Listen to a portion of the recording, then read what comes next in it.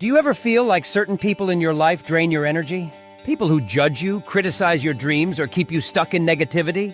Today, we're breaking down 6 types of negative people you need to ignore, and most importantly, how to do it effectively. Let's dive in. The hopelessly hostile drama queen. We all know someone who thrives on creating chaos. They make every situation about themselves. They're constantly embroiled in crises, needing your attention and help. You might think you're being supportive, but over time you'll notice a pattern. Their problems never end. They don't want solutions, they want control.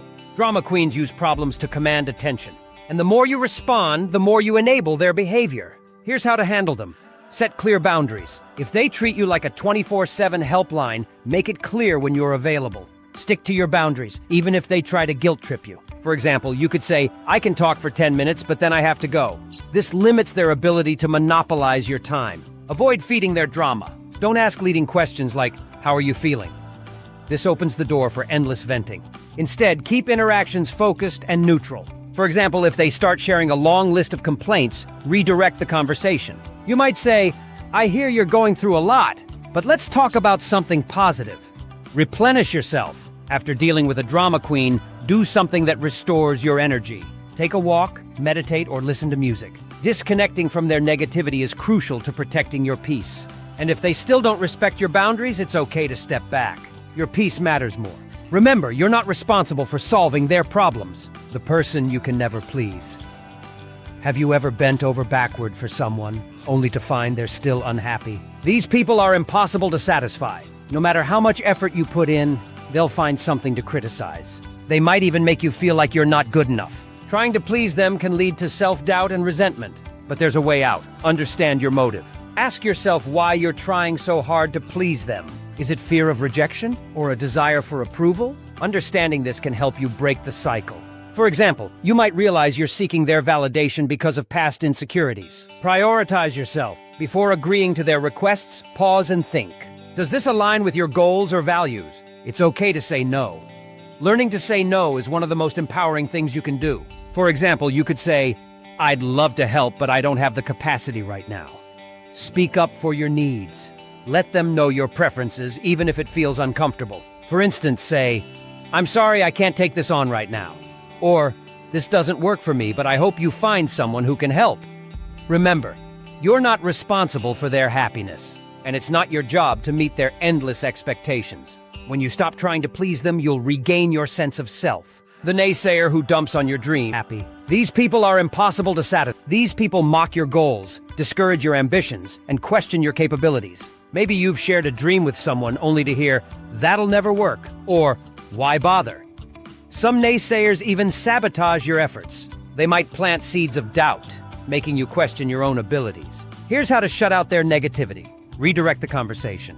Politely but firmly steer the discussion away from their criticism. For example, say, "I appreciate your thoughts, but I'd like to focus on my plan right now." Counter with facts. If they challenge your ideas without evidence, respond with facts. Let your preparations speak louder than their opinions. For example, if you're starting a business, share research or data that supports your approach. Eliminate toxic influences. If someone's negativity is persistent, consider limiting or ending your interactions with them. Protecting your dreams is more important than maintaining toxic relationships. Your goals are valid, and the only opinion that truly matters is your own. Surround yourself with people who believe in you. Their encouragement will fuel your motivation. The manipulators are subtle but dangerous. They use guilt, flattery, or deception to get what they want, often at your expense. They may seem charming, but their actions reveal their true intentions. They prioritize their needs over yours. Here's how to protect yourself. Don't blame yourself. Manipulators are skilled at making you feel guilty, but their behavior is not your fault. Remind yourself of this when they try to twist the narrative. Ask probing questions. If they make unreasonable demands, turn the focus back on them. For example, ask, "Does this seem fair to you?" Or, "Do you think this is a balanced solution?"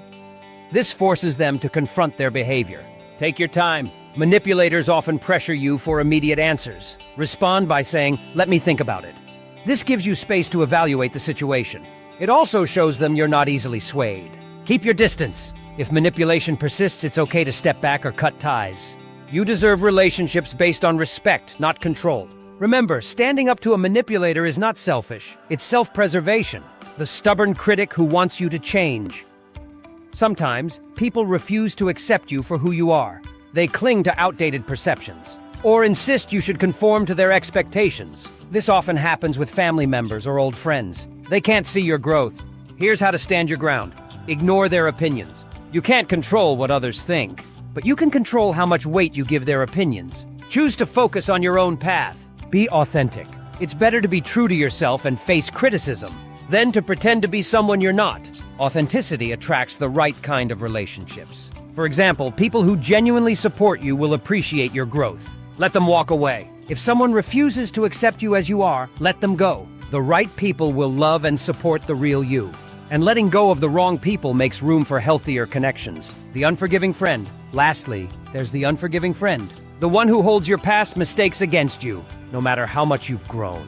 They remind you of your faults and refuse to move on. Their judgment can be a heavy burden, but you don't have to carry it. Here's how to handle them. Forgive yourself. Often, the hardest part of moving forward is letting go of self-blame. Remind yourself that mistakes are part of growth. No one is perfect, and everyone deserves a second chance, including you. Practice self-love. Shift your focus from guilt to self-improvement. Treat yourself with kindness and compassion.